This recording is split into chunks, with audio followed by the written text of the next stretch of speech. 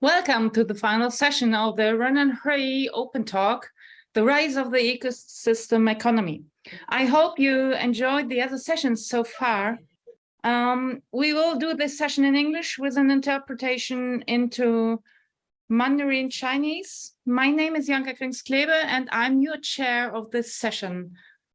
I'm co-founder and managing partner at CoShift, a training and coaching company based on over 20 years of industrial experience.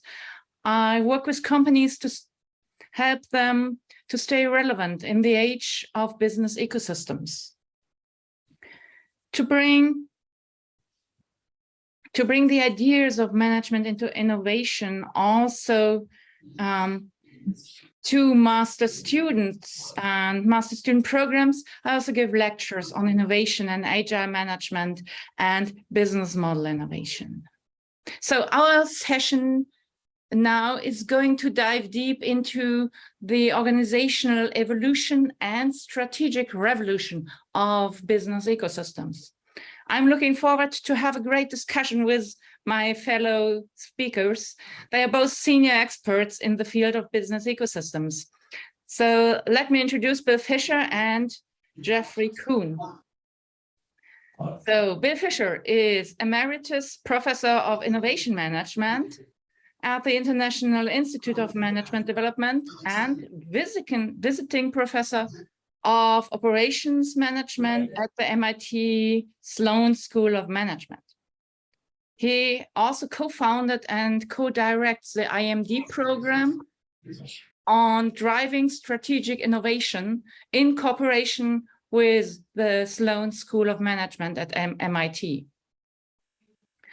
Some years ago, Bill introduced me to new management ideas with his famous book, Reinventing Giants: How Chinese global competitor Haier has changed the way that big companies transform, that he wrote together with Umberto Lago and Fang Lui.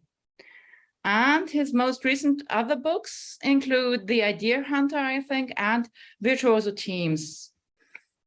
And something I also love is he authors a regular column for Forbes.com.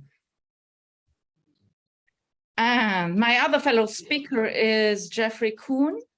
He's a researcher and executive advisor and also an educator. And he focuses on enterprise strategy, leadership, and transformation. He helps senior business leaders developing the capacity to think and lead strategically in dynamic market environments.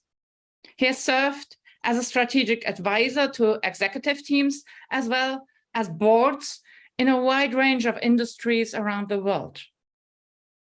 Jeff has written several articles and case studies, and I think there's a book coming up soon on enterprise strategy, on executive leadership, and organizational renewal. So let me just paint a big picture to give you a small frame on what we are talking during this session. And I would love to start with a quote from Peter Drucker.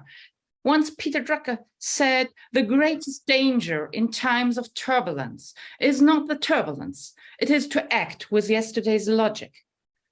For me, this simply means how you do things determines what you can achieve in the end. One example, if you rely on a strict annual budget planning, you won't be able to catch those short-term opportunities during the year. If you try to act with old logic, you will likely fail.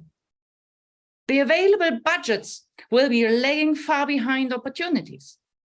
It means that you will have a very slow start. And this translates into a big competitive drawback. And while you are still getting ready, faster companies are already eating up the market shares. Another example, if you can only create value with resources that are fully controlled and owned by your own company, then it would take you a long time to establish shared value creation partnerships with other companies. Again, if you try to act without logic, you will likely fail. Your managers will try to establish full control about all resources in the corporation, because this is the only way they know how to organize the work done inside the partnership. But does this striving for dominance make sense when both sides need to complement each other with their unique capabilities? Domination games will quickly ruin the partnership. As the word queen in Lewis Carroll's Through the Looking Glass and What Alice Found There Told Alice fits perfectly. Here, it takes all the running you can do to keep in the same place. If you want to get somewhere else, you must run at least twice as fast as that. So rather than running harder, it would be better to run smarter. So when you can no longer succeed with doing more of the same, well, you need to start doing things differently. Ecosystems show remarkable ways to do things differently. To enable a shift towards increased flexibility, speed, and adaptability, companies need to enhance their capabilities on cross-company cooperations. And this is an essential prerequisite for shared value creation and fairly shared captured value. Yet, many companies are far away from this vision. They are locked in a management trap of their own making. They are trapped in the Red Queen's dilemma. They still are trying to do things the same way, trying to get ahead simply by running harder. The ecosystem challenge shows that running harder won't work. You need to run smarter. Companies have to find new solutions for all management practices that are slowing them down, that are blocking shared value creation, or that are undermining the fair distribution of captured value. And with this, I would like to bring in the expertise of my fellow speakers. So, Bill and Jeff, isn't this talk about transformation in ecosystems just a new management hype, like total quality management, like leading by objectives or agile? I mean, all these management trends did have a certain impact, but they did not fundamentally change the way work and business is being done. Is the ecosystem transformation train heading down the same path? So I think that's a really interesting question. And as you posed it, I was thinking that, you know, total quality management, agile, well, maybe it's too soon to say that about agile, but management by objectives, those have really left a mark on management thought. So even though they were a fad or fashionable for a period of time, they've also sustained their impact. And my belief is that ecosystems will as well. I think that the logic behind ecosystems in my mind is that we need to access, organizations need to access previously unfamiliar knowledge domains that will allow them to compete effectively in the Internet of Things era. And it's going to require organizations to be much more open to the outside, the outside-in philosophy than ever before. So this is not voluntary. This is something they have to do. And so I expect organizational design to visibly change. And as this occurs, the momentum to make profound change around organizational design and innovation will build, will go well beyond the mere hype. I think this is not voluntary, right? So it's driven by necessity, and it's going to force organizations to redefine their boundaries, which is really a big deal. and go well beyond what they normally would have done if they had practiced reorganization or restructuring. You know, I think transformation, and particularly transformation to be ecosystem enabled, is a profound change. And I think that what we will see is our organizational landscape change in an irreversible fashion. So maybe it appears to be a fad, but not fad at all. This is for real and for the long term. Mm-hmm. Thanks, Lex. So this massive need to adapt to the changing environment, to stay relevant as a company, makes a difference. Right. Yes. When we just have a look at how technology changed our personal habits in the recent decades, I think everyone had this massive change in habits and how to use smartphones, and using new technologies as becoming the new normal. So I think this is what companies have missed up to now. So Jeff, what are your thoughts on that? Okay, well, that's a great opening question, and let me build on a little bit on Bill's fabulous thinking here. So from my perspective, unfortunately, the term ecosystem has become a buzzword. So it's very generalized, it's overused to some degree here. If you just look around at annual reports and articles, et cetera, nowadays, everything's an ecosystem. And by that, there's supplier ecosystems, there's mobility ecosystems, and even geographically based ecosystems like Silicon Valley. So on one hand, it's great for me to see leaders abandon this 20th century mechanistic language and embrace this ecological systems perspective that I like to write about. But by the same token, I'm concerned that this broad generic use of the term could dilute our movement, which is the business ecosystem movement. That's why we're here the past 2 days. Now, building on Bill's point here, whether business ecosystems become a fad really remains to be seen. But if you look at this from a macro perspective, it's important to note that the business ecosystems of today are really the byproduct or result of 2 decades of digitization and also deregulation, which have blurred and in some cases dissolved industry boundaries. And then on the consumer side, the coming of age of digital natives is another important strategic driver. So if you look at today's digitally savvy consumer, as Janka was speaking about, they want broader, more incumbency solutions that they can co-create. So all combined, if you look at the macro level, these mega trends have accelerated the growth of business ecosystems. So when I look into my crystal ball, it's my sense that the business ecosystems are over time going to become a mainstream business model and mainstream business practice. But my sense is that with much fewer buzzwords and much less hype moving forward. So just tidied up and becoming the new normal of business. Yeah. Right. Right now it's at the hype stage. It's going to become a mainstream practice. Mm-hmm. Could I, as Janka, could I just interrupt? Yes, of course. I was thinking, which is always a good thing to do. I was thinking that when you spoke about MBO and quality control, those were, and other fads, like perhaps agile as well, those are all about variance reduction. And I think our management civilization, if you will, is good at variance reduction, getting all of the surprises out.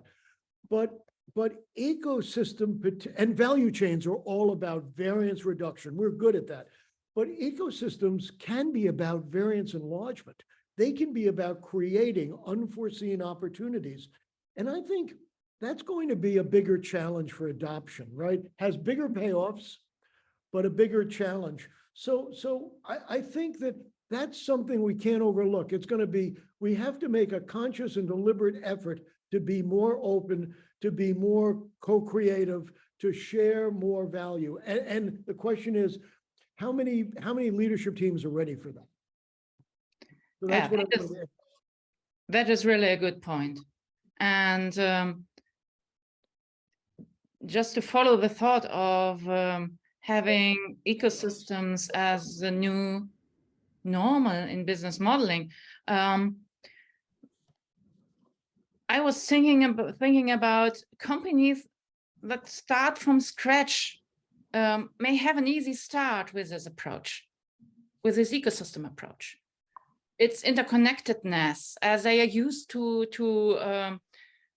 collaborate this way, and also it's easy to have those autonomous teams doing their business close to the customer. But what about those established ones, those over 100-year-old companies that have a long history with following Taylor and other thought leaders of the 20th century? So, Bill, what do you see as the biggest challenges companies need to overcome in order to evolve into an ecosystem?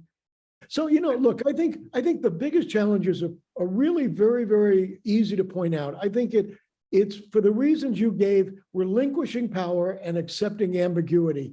And I think both of these acts are critically important for engaging in ecosystems, and both of them are an anathema to successful veteran managers, but they're essential if we want to embrace ecosystem participation. What I think this means is that senior leaders have to relinquish operational control within an organization over the day-to-day operation, but also over intellectual property such as patents and brands, and share them with ecosystem partners. And I think this is, inconceivable to many experienced, successful veteran managers.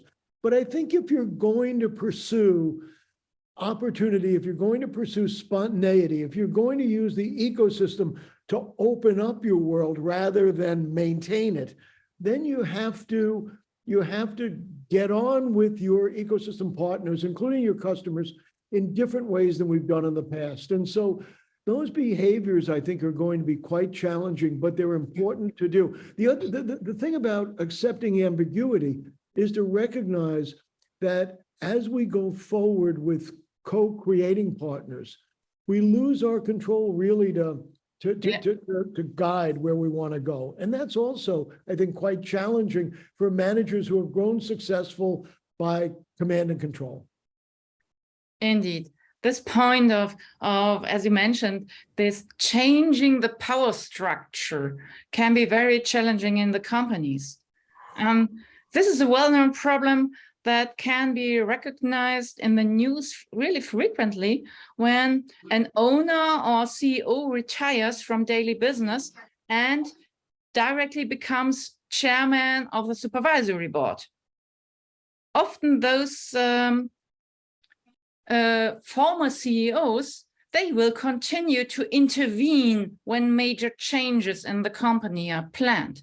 So this is a system of retiring the CEOs or owners directly into the supervisory boards that limits the chances of the companies to transform or to adapt to new market environments. And Jeff, you called this transformation a metamorphosis. And I like that very much. What does this mean for a company? Okay, so I think this is beyond semantics. I personally feel, based on my research and observations, what have you, that there's a significant difference between a transformation and a metamorphosis. So here's a fun example. So let's say I'm a couch potato. I watch Netflix all day, and I'm 100 pounds overweight. And then I hire a fitness coach, and then a year from now, through diet and exercise, I end up on the cover of a fitness magazine as a middle-aged Adonis with chiseled six-pack abs and big guns, right? So in this example, my physique has been transformed. So I went from an overweight couch potato to having six-pack abs on a cover of a fitness magazine, but I'm still Jeff. I'm not a dolphin, I'm not a camel. I'm a human, right? Still Jeff.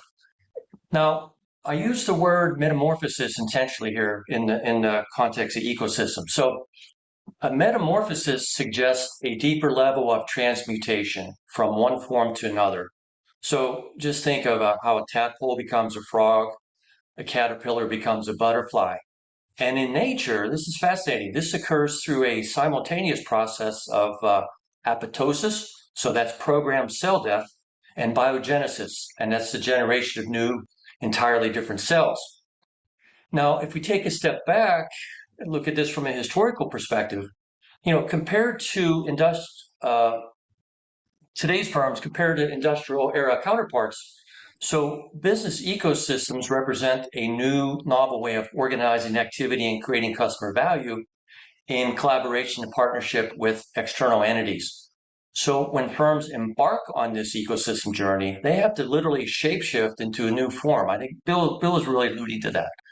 From this closed, vertically integrated value extraction paradigm of the industrial era to today's open, ecosystem-based value sharing paradigm of the digital age. So in nature, caterpillar can't be a butterfly at the same time. And Janka, you mentioned this business logic. Yeah. And it's difficult for firms to operate with competing business logics when they aspire to become an ecosystem leader. So organizations are complex organisms. I think at this point we know they're not machines, although there's some of that thinking still around. And to become an ecosystem leader, the firm must shapeshift from one form to another. So meaning old cells must die and new, entirely different ones must be generated and propagated through the organization. So that's why I view the ecosystem journey as a metamorphosis and not a transformation per se. Okay. Yes, Bill, you're muted. So I agree completely with what Jeff has said. I think that one of the, if you read the business press carefully, what you see is the word transformation is used casually, but what happens is the organizations that result from transformation are really smaller replicas of the organizations that previously didn't work very well to begin with. So I think when he uses the term metamorphosis, it really means a profound change. The other thing that I find so fascinating about ecosystems is how many of them have existed for a long time. They're essentially hidden in plain sight. And because they haven't been illuminated, because they haven't been highlighted, we've lost, or we've missed opportunities to really get more out of them. So one of the things that I hope happens with more attention being paid to ecosystems is that we really call attention to the ones that exist and begin to make strategic decisions that take advantage of them. Yeah, I would just building on Bill's comments. I think just like ecosystems is overused, so is transformation and transformational. A lot of what's being touted as transformational is really incrementalism. Like we transformed our customer care center by moving it to the Philippines, where we're reshoring our supply chain, and that's transformational. A lot of it is just a slight enhancement, just like my fitness example. It's still the same person, just a little leaner and fitter. Yeah. And often you only have this digital transformation when companies just think of the digital. They establish new processes, new tools, maybe new communication channels, new marketing channels, and just level up their IT ability. But it's no really transformation. It's just digitalization of a company's processes and procedures. Mm-hmm. And a real transformation that rocks the very foundation of a business. As you said, it's not just you switch from A to B. It really permanently changes the way it thinks and acts. And in business ecosystems, the majority of decisions is made at the edges, at the point with the biggest impact, what is usually very close to the customers, especially in uncertain or new situations. But how does this change decision-making inside organizations? How does it affect leadership? Maybe Bill, you would like to start? So I guess I think that this is an important question. I think that I see ecosystems as essentially very positive, opportunistic types of activities to explore realms that have not been explored by the participating organizations. So in that way, they're very different than value chains. Value chains, I think, are linear, are familiar, and they are much more about command and control. I think ecosystems are nonlinear, and so there's a great deal of spontaneity. And if there's a great deal of spontaneity, what I think that means is within the organizations that are participating, they need to be able to respond fast to these opportunities. They need to have a willingness to make big risks, not necessarily take big risks, which of course I think is implicit, but actually make the big risk, be the initiator of big change. And they need, I think, ultimately to accept permissionless innovation, so that there's a degree of spontaneity within the organizational unit that's commensurate with the degree of opportunity that exists outside in the ecosystem. If you're going to do this, you've got to push decisions closer to the action, and almost inevitably that means downward. And so as a result, I sort of see, Lisa Gill has talked about leaderful organizations. I sort of see the organizations that are best prepared for ecosystem participation are organizations that are fast and quick and with autonomous work units because they have to be, not because they want to be, because they have to be. And that means that we'll be seeing organizations that are leaderful, that they'll have more leaders within them rather than fewer, because more people will be making critical decisions within the organization. Great point. I like this term, leaderful organization. Yeah, me too. I wish I had thought of it, but Lisa thought of it, and so.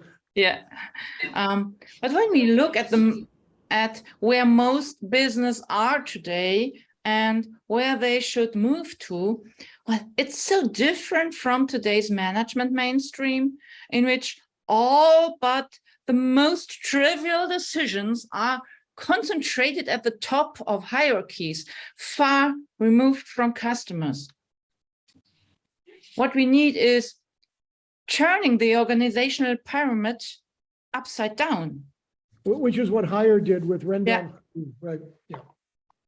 So Jeff, how does this approach change decision-making and leadership? Sure. So I think, So I think first off, it's important to note, when we talk about ecosystems, I think our mind automatically goes to the ecosystem host or orchestrator. But there's actually more complementers than orchestrators out there. So I think it's important to note, so there's a different set of organizational considerations in ecosystem hosts, so the firm that orchestrates the ecosystem, as compared to ecosystem partners here. So let's take a page from Hire here. So their experience as an ecosystem host, it's not only instructive, but it also provides an excellent point of reference concerning these shifts in decision-making and leadership models needed to thrive in the ecosystem age. So those of you who have studied Hire extensively, you know this. Over the past 4 decades, Hire has shapeshifted countless times. It's gone from a tadpole to the frog to a butterfly, countless times over the last 4 decades, from a hierarchical model in its early years to a platform structure over the past decade to its current ecosystem structure that essentially mirrors it's a mirror image of the external environment, which is fascinating in itself here. So as Bill mentioned, so back in 2005, with the introduction of the RenDanHeYi micro enterprise model, so Hire essentially inverted its pyramid. So it turned the organization upside down. And in doing so, it transferred strategic and operational decision-making to its mighty herd of micro enterprises. And just for background here, so the micro enterprises, these small autonomous entrepreneurial business units, so they set their own strategies. They make decisions independently without first gaining approval from higher-ups, bearing in mind that there's very few higher-ups at Hire, right? So there's very few middle managers here. They elect their own leaders. They hire and fire team members. They determine their own compensation based on business performance. So this is substantially different from old school hierarchical firms they have Byzantine decision-making processes where you have to kind of navigate the matrix and get multiple sign-ons before you can make a move. Right. And then the bottom-up micro enterprise model also upended classical top-down forms of leadership. So I personally, and this was a life-changing experience for me, I had the opportunity to meet with Chairman Zhang back in 2019 in Qingdao as part of my research at Columbia Business School. And he offered a point of view that has stuck with me ever since. I mean, it was really profound for me and pivotal. He mentioned that the leadership paradigms of the industrial era that are widely used nowadays, still in practice, are in fact counterproductive in the age of platforms and ecosystems.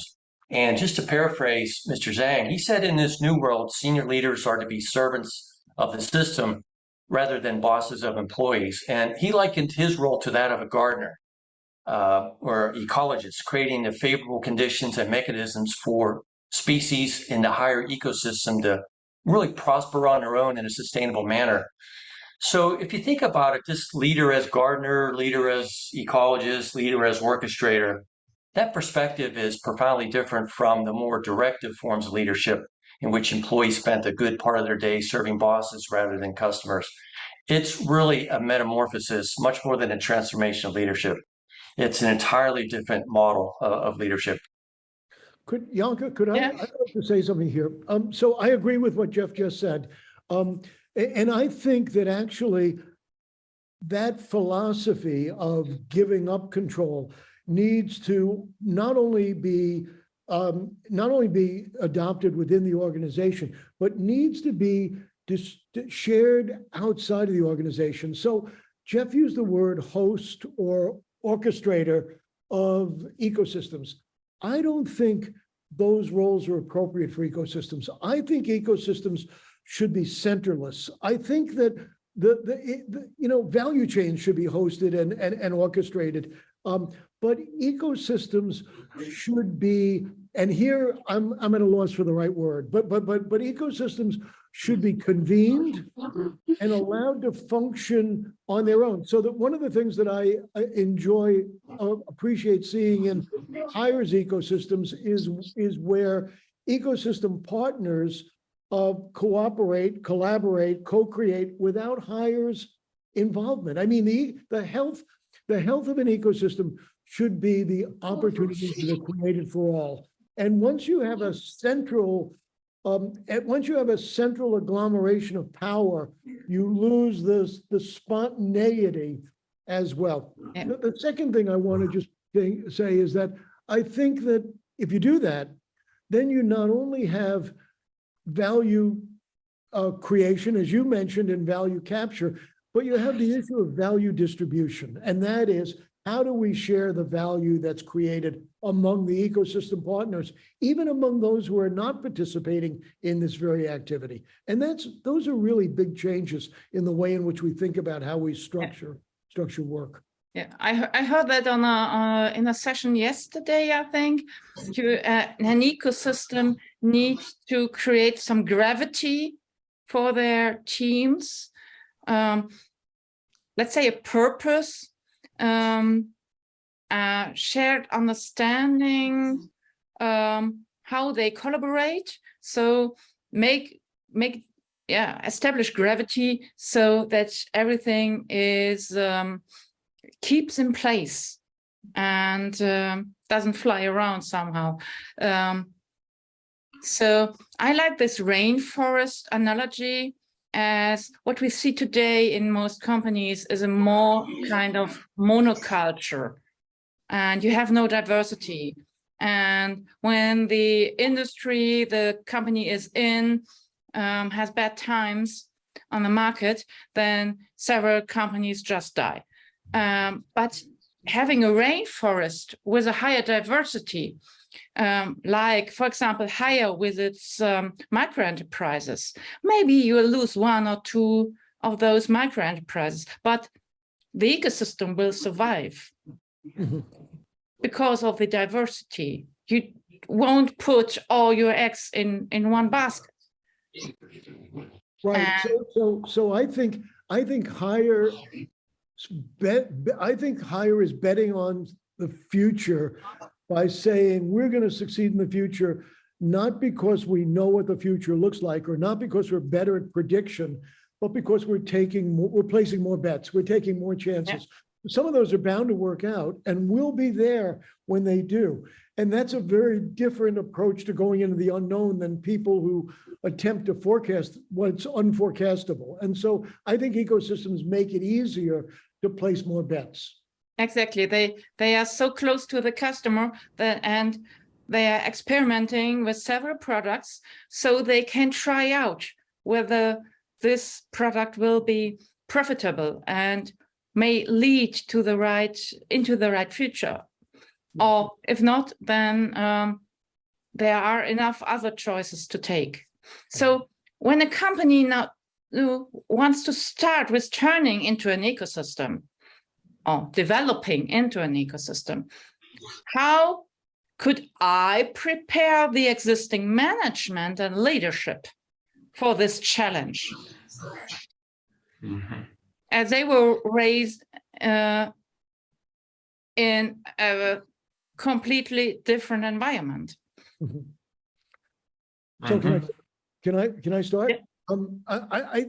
We've spoken so much about leadership and the relinquishing of control and the acceptance of ambiguity that it strikes me that the really way you start is the creation of new leaders. So if this present generation of leaders is finding it difficult to embrace ecosystems, then we need to create a new generation of leaders who are more adept at doing that. And so I think that this creation of new leaders, and I'm not speaking about chronological age, but I'm saying we need to create a cadre of leadership that is comfortable with ecosystems. And I think the best way to do that is to build an engine within the organization. And HeYi has done this quite effectively, that creates entrepreneurs who first become successful in running micro enterprises, but ultimately can run larger, even more autonomous parts of the organization. And I think that what I'm fascinated by is that HeYi has been able to do that by sharpening the value proposition that these micro enterprise leaders work with, but yet redefining the industry that they're in to be much broader than it was in the past. So you have this sort of contradictory enlarging the pie that we're looking at, but sharpening your piece of the pie, which I think makes it easier to give them more autonomy, reduces the risk involved, and it allows them to become really effective leaders that can, to use Jeff's term, participate in the metamorphosis of the organization. Yeah, great point. When you talked about entrepreneurs, this one sentence came to my mind out of my book that I published 5 years ago. It calls for an entrepreneur to allow and make room for more entrepreneurs. And I think that sums it up quite perfectly. Yes. Yeah, I'd buy that. Yeah. So Jeff, what are your thoughts on that?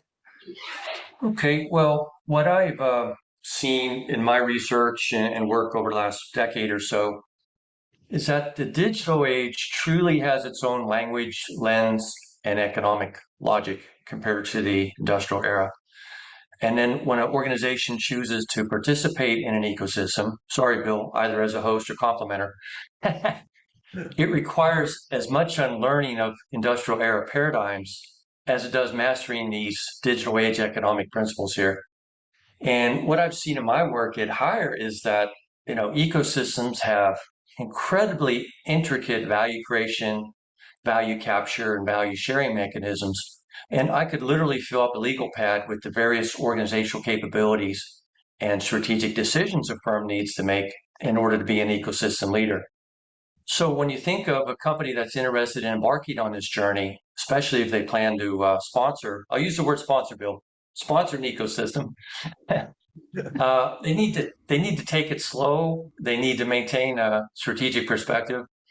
I think, but most of all, they have to temper their innate bias for action and immediate results. So returning to this rainforest theme, just like a natural ecosystem, it takes time for a business ecosystem to take root, for it to sprout, to flourish, and ultimately bear fruit. And we're also working this organizational learning theme here. I think that's beautiful here. So from my perspective, there's no substitute for building internal know-how, internal muscle, internal capabilities. And in my work as an executive development professional here, so I often serve as a guide to what I call these strategic exploration teams inside the organization. And that's a great way for organizations to better understand the contours and the competitive dynamics of the ecosystem age. And so these explorations are typically multi-month immersions, typically with a cohort of high potential younger leaders. And these journeys, we can call them immersions, they feature an integrated blend of readings, visits with other companies, interviews with thought leaders. And that's also interspersed with various rounds of strategic dialogue with the CEO and executive team to generalize the learning, so to share insights and sharpen the collective thinking here. And then after the decision is made to proceed, the eco story then needs to be propagated through storytelling throughout the organization to socialize the learning and cultivate readiness here. So then when the firm's ready to execute, I think it's paramount to always dream big, but you want to start small, scale fast through a series of experiments that enable the organization to learn its way to the future. So that's the approach I take to build this internal capability. And I couldn't agree more, as it fully covers my own experience in the industry doing transformation. So transformation is definitely a learning journey rather than copying a blueprint. And the organization needs to establish new habits. And of course, this also includes leadership habits and unlearning what has become an outdated logic and make room for exploring new ways on how to do business. And that is very hard and it takes time to do so. So really, I couldn't agree more on your statement, Jeff. So I'm trying to figure out, do I agree with you or not? The two of you. Okay, I sort of feel. Look, I understand what you're saying, but I also think there's two things that bother me. One thing is that, and I don't think this is a disagreement amongst us. There's two approaches to do this. One is to do it with small pilot groups to see, not your exploration groups, Jeff, but to say this part of the organization. So every organization has to work on the present and the future. And one approach is to say, we're going to have groups working on the future and they're going to do different things. And we're going to have the rest of us generate the resources that make working on the future possible. So we're going to work differently. My fear in that is that the people working on the present, if the guys working on the future are successful, the people working in the present become the past. Yeah. So I have an aversion to doing that because I think they get left behind. So what I think is notable about HeYi is they didn't do it that way. They it was everybody in at the same time, and we'll figure out how to make this work. And what that almost inevitably says is that you learn leadership by doing rather than by watching, right? And you're going to have more failures probably, but it's a hands-on experience. And if I could fit, but I think coaching is critically important. Yeah. So I think that you need to give people the opportunity to take chances, and then you need to coach them and say, you could have done it differently, or because I think ecosystems already exist and they're hidden in plain sight. I think that the approach that I would say is let's let people at what Roger Martin calls the coal face. Let's let those people become actual leaders rather than whatever it is they're doing now. And let's just, lavish coaching on them. And then let's see how that works. But it would get more people involved quicker. And I think we can change habits quicker than we give it credit for, particularly if there's incentivization to change habits, like value sharing. Yeah. You know, so I think I would opt for, I don't think I'm disagreeing totally, but I would opt for a fast. So maybe we need more time to just figure that out, as I don't think it's see it as a completely different setup. I agree with you, Bill. These dual operation systems, they don't work. They kill a company. Right. So if you have those one part of the company working in a new style and the other one still working in the old one, this you can't stand that for a long time, just for a very short transformation between both. But on the other hand, you need this not exploration teams, but you need teams best when they are working on a customer project to see see when they work differently, which hurdles are they facing, and then you can work on the hurdles and by that transforming the company or starting. Yeah. So we are totally on the same page. Underneath my comments, so as an adult educator, I would like to see business leaders take more time exploring, reflecting, thinking, capturing thoughts in a journal, and dialoguing on the front end, as opposed to just immediately jumping to action and executing. So that was behind the scenes on my comments. I'd like to see some more reflective practice in organizations nowadays. You know, What do you think of having some questions from the audience? As we have 12 minutes left, I think that maybe would be a good idea. So first one is from Elizabeth.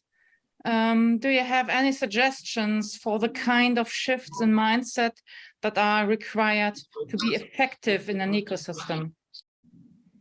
Perhaps both for the organization and the individual within the company during a transition. I think they have to be more experimental than they've been in the past. And because we're doing things we've never done before, and we should try to see what works. And because many of those things won't work, I think they also have to be faster. So they have to be able to withdraw from experiments that have gone bad rather than the other. The other thing I think is that they need to be, and there's a couple other things, obviously, customer experience focused, but I think they need to be more generous. I think that ecosystem partnering outside the firm, inside the firm, means being generous to the people you work with so that they will become ever more engaged in the ecosystem experiment. And I think we don't give enough attention to generosity as a leadership characteristic. Thanks a lot. Would you like to? So, just a couple of points here. So I think if we look at we can call this 4 major shifts: organizational shifts, paradigmatic shifts, mindset shifts, whatever. So number 1 is increasing external focus. Point 2 is moving to greater openness. Point 3 is focusing on these enabling interactions and really shifting your mindset from transactions to interactions. And then finally are these interaction-centric metrics. So that's the biggest thing I learned at Hire. There was a lot of discussion around, lifelong interactive users versus transactional one-time customers. And I really came to understand what we mean by the interaction economy, these interactions with end users. So really it's about orchestration of these interactions. So to me, that's a key shift, moving from transaction to interactions. Okay, thank you a lot. So next question from Marco is, do you see the corporate ecosystem world and the decentralized Web3 world finding each other in the future, and how?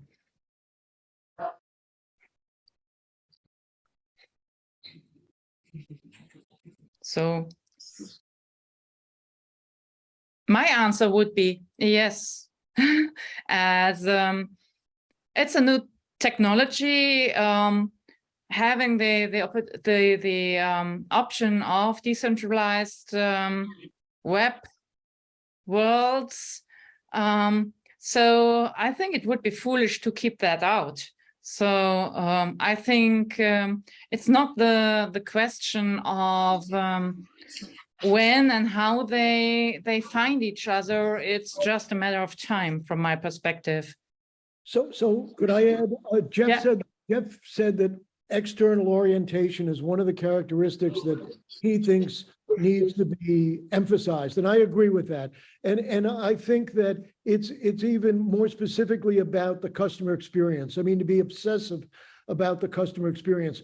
And while I think ecosystems with autonomous organizations give micro enterprises are naturally customer experience centric, because that's the way they generate their incomes. I mean, I don't know to what extent is the decentralized Web3 world sufficiently outside in, or is it inherently inside out rather than outside in? Yeah. And that would be my biggest concern. Okay, let's jump to the next question from Chanda. I hope I pronounced that correctly. Given the lack of clarity on what ecosystems really means, would you suggest any specific framework to self-assess whether or not an organization has the ecosystem characteristics?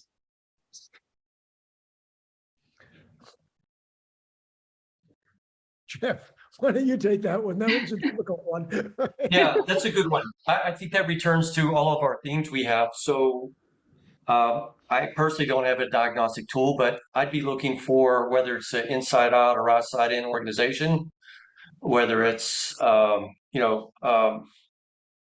a moat around it, or is, open to collaborating with other partners. I would look at the health of the complementers and that relationship. I'd be looking at its metrics, and I'd be looking at its structure and things like that. Mm-hmm. Be looking at its digital smarts, its level of digital smarts, data, the strength of its brand, the ability to actually host or sponsor an ecosystem, the ability to monetize, capture value, share value. I mean, literally, I mentioned legal pad. There's a whole, I could fill up a legal pad with the various capabilities needed to sponsor and orchestrate and curate an ecosystem. Yeah, as well as grade of autonomy for the teams, and are they really profit and loss responsible in the end? Mm-hmm. Right. And then we have Stefan with another question. Only 10% of managers are able to lead in both ecosystems. So changing hats is difficult. Wearing only white sneakers are not enough. You're right. We saw that especially in Germany, in the automotive industry, suddenly all those CEOs, they switched from having a good suit to a hoodie and sneakers, but that's not enough. That's really not enough. It's just good looking. Years ago, I went into a small store in Edinburgh. This store sold maps of the world, or several countries. And my husband and I, we were looking for a world map, old-looking world map for our living room. And we asked them, do you have an old card from the world? And he said, okay, what do you want? Do you want an old card or an old-looking card? And we thought, okay, what's the difference? And he said, okay, the old card is several thousands euros, and the old looking one, you get under 100 euros. So it's just old looking. It's an old looking print, but it's a new print. So this is the same with the managers. When they just want to look like they are hip or just fancy enough for the new world, but in the end they aren't. So this is a big problem, and we saw same habits turning out when it comes to innovation, when each and every company in Germany needs to establish an innovation lab. And then finding out several years later that it doesn't work, and it was just a marketing campaign. So yes, managers were educated inside the company and streamlined to this thinking of streamlining everything to the predominant business model. And so now everyone needs to unlearn and learn new habits. So Janka, Yeah. I think that innovation, but also ecosystem participation should be a verb, not a noun. And I think it should characterize the behaviors of the people in leadership positions. So it's not about dressing up in white sneakers, but it is about being customer experience centric. It is about being experimental. It is about being faster. It's all those generous, all those sorts of things. Yeah. Exactly. So there were the questions. I think we went through everything. So time flies, and I think we are coming to the end of our session. I think we could really shed some light on this organizational evolution and strategic revolution of the ecosystem economy. And during this session, a quote from Charles Darwin came to my mind. We are on a biology trip today. So it's not the strongest of the species that survives, nor the most intelligent, but the one most responsive to change. And I think that sums it up, or could be a great wake-up call for so many companies that still need to transform. So thanks a lot, Jeffrey. Thanks a lot, Bill. Thank you. For sharing your experience and insights and this great discussion. And thanks a lot for all participants for your questions.